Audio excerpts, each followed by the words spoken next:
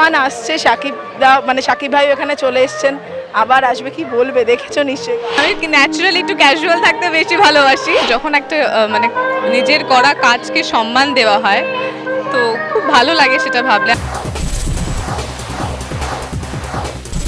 শহরের এক এক্সিবিশনে হাজির ইধিকা।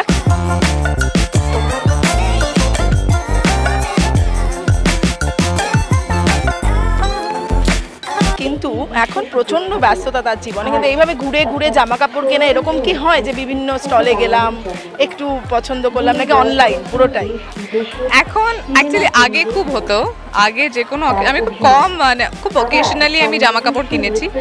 তো আগে খুব হতো যে জায়গায় জায়গায় বিভিন্ন জায়গায় গিয়ে স্টল থেকে কেনা, বাট এখন এটা একটু কমে গেছে। এখন বেশিরভাগটা অনলাইনে চলে এসছে।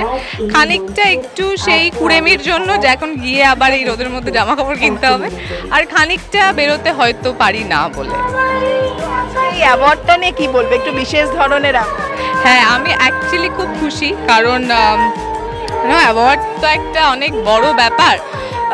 সেখানে যখন একটা মানে নিজের করা কাজকে সম্মান দেওয়া হয় তো খুব ভালো লাগে সেটা ভাবলে। আর ওই জন্য আমি অ্যাওয়ার্ডটাকে ধরে রেখেছি, এইভাবে ছাড়ছি না।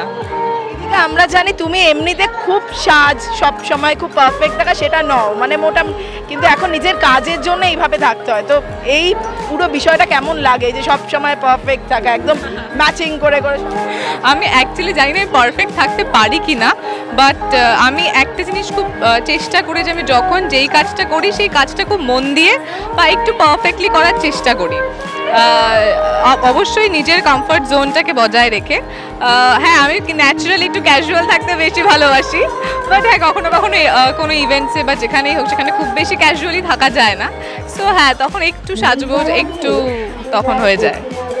নতুন কাজ কি কি আসছে? নতুন কাজ আমি এখনই রিভিল করব না, সেটা আস্তে আস্তে সবাই আশা করে জানতে পারবে, যদি সবকিছু ঠিকঠাক থাকে তো বড় পর্দায়। অফকোর্স যদি সবকিছু ঠিকঠাক থাকে তাহলে আমার মনে হয় যে আমি আমার দর্শকদের বা আমার ফ্যান্সদের হয়তো গুড নিউজ দিতে পারবো, কিন্তু অবশ্যই সেটা সবকিছু ঠিকঠাক থাকলে। বাট আদারওয়াইজ তো একটু খাদান নিয়েই ব্যস্ত। তুফান আসছে, সাকিব দা মানে সাকিব ভাই এখানে চলে এসেছেন, আবার আসবে, কি বলবে? দেখেছো নিশ্চয়ই। নিশ্চয়ই, আমি ট্রেলার দেখেছি, তুফানের খুব ভালো লেগেছে।